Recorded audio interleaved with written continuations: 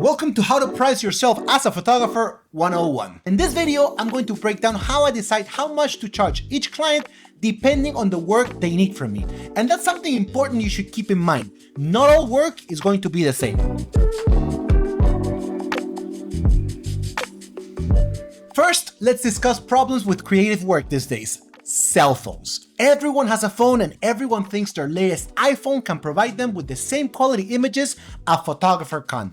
After all, most of the marketing around cell phones are basically about their camera capabilities. Because everyone thinks they can take good photos and everyone thinks they know photography, a lot of people are going to question why they should even pay you to take their photos. In my case, I shoot video and stills. So not only do I have to fight against phone photographers, but also phone videographers.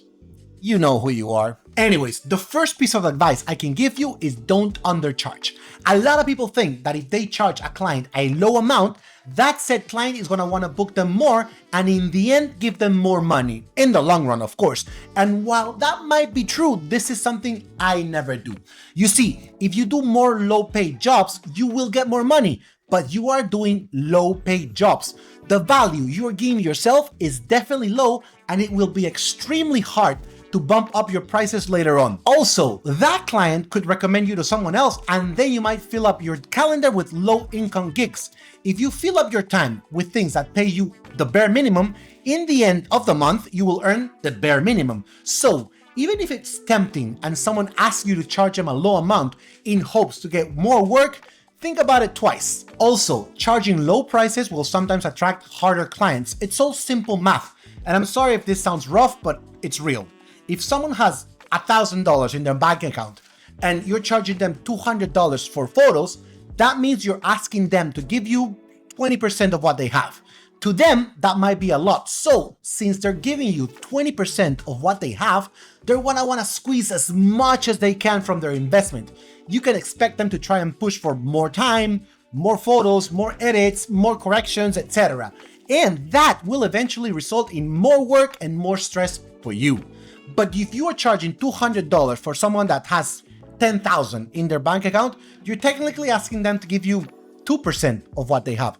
That's not much. It doesn't hurt them. So they'll probably not ask for much more since the amount doesn't represent a lot to them. You see what I'm getting at, right? Let me jump in and stop the video for just a second to remind you that AI is here to stay and make our lives as photographers much easier. This is why if you're not using Aftershoot to select and edit your images, you're definitely staying behind. Aftershoot is your own AI personal assistant and will help you go through the selection process without the need for you to be in front of your computer for hours. Nowadays, time is super valuable, so having AI to help us free some time is definitely worth it. Try Aftershoot cooling and editing today and gain 1 month for free to use all the features it has to offer. For more information, click on the link in the description. Now, back to the video. Okay, but what's low, what's high, where do we start? Well, a good way to know what you're getting yourself into, especially if you're a beginner photographer, is to find out what other people are charging in your area. After all, prices here in Miami are definitely not the same as those in Arkansas. And don't worry, everyone does this. If someone wants to open a restaurant, for example, in a particular area, they'll most likely definitely check out other restaurant menus in order to see what the prices are in their area. Photography is no different. Check out other people's quotes, find out what different photographers charge, and get a basic idea of what you could charge for doing similar work. But, very important, be realistic. If you're going to base your prices out of what the market value is, find photographers that provide similar images to the ones you can produce. Don't try and charge what the best photographer in town would charge if you cannot provide the same results as them. Same with the restaurant business. Don't charge what other people are going to charge for steak dinner if you're going to deliver nuggets and fries. There's definitely nothing wrong with nuggets and fries, but they don't cost as much as steaks. You get me, right? Okay, so should you charge per project, per hour? Should you have packages? What is the ultimate answer here? Well, it all depends on the client. Not every client has the same needs and not all clients are the same. You wouldn't charge Coca-Cola the same as you would charge that mom and pop store around the corner, would you? So how do you decide? Well, you should always have a meeting with your potential clients and find out what they need and more. Don't just accept what the client thinks they want, what the message said, and respond right away with a price.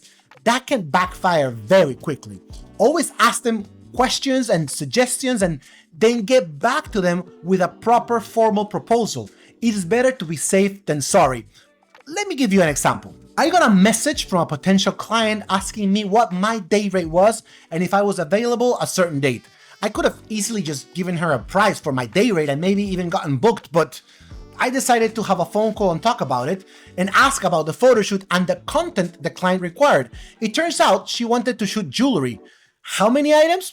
She didn't know. She wanted me to shoot as many as she could bring within my day rate. Now that's a problem. You see, with jewelry, you will spend a lot of time editing and stacking photos. So a day rate would have definitely killed me, especially with her as many items as I can bring idea. Because while I can shoot a lot of items in one day, it might take me weeks to edit those items. For me, day rates work for event photography, things like parties, concerts, conferences, but they do not work for product photography. So even though the client wanted to know my day rate, I didn't give it to her until I actually knew what she needed. Plus, she wanted me to do videos too. Again, as many as I could. So then, no day rate ever? Well, not really. Like I mentioned, I charge day rates for things that don't require much post-production. Any kind of social event like a conference, a small party, a concert. For any of those, I would charge a day rate depending on the duration. But how about hourly rates? What if they need me for a 2-hour conference? Surely I don't charge them for a full day if I'm gonna be shooting just for 2 hours, right? Well, here's where it gets tricky. If a client asks for my hourly rate, again, I ask questions. Because let's say I tell the client, okay, my hourly rate is $150, and they decide to book me for 3 hours. And I show up, and the client has 10 people ready to get corporate portraits. And then they expect me to deliver, let's say, 10 images for each one of them.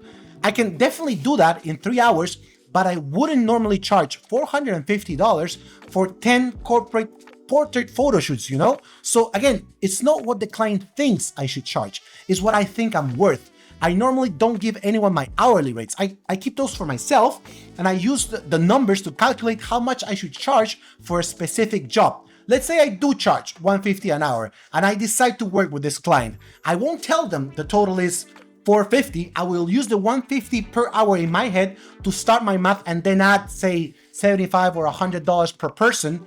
And then I would add up a couple of bucks for editing and stuff like that.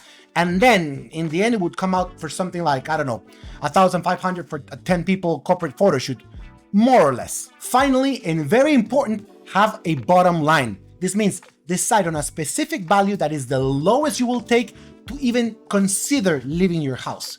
If a job is small and doesn't require much editing, the hours are not long, and you think you can pull it off quite easily, then have a value in your mind that will be your lowest amount acceptable, and don't go under it. After time goes by, you invest more in gear and you gain more experience, this number will eventually increase, but having a basic idea of what your bottom line is will help you decide quickly if things are even worth your consideration. This number will be a bit low when you start, but it will get bigger as the years go by. Let's say I never leave my house for under $500. Even if it's small, short, a favor, I just don't do it. Anyways, there you go. Those are some things to take into consideration when you're deciding how much to charge a specific photography gig.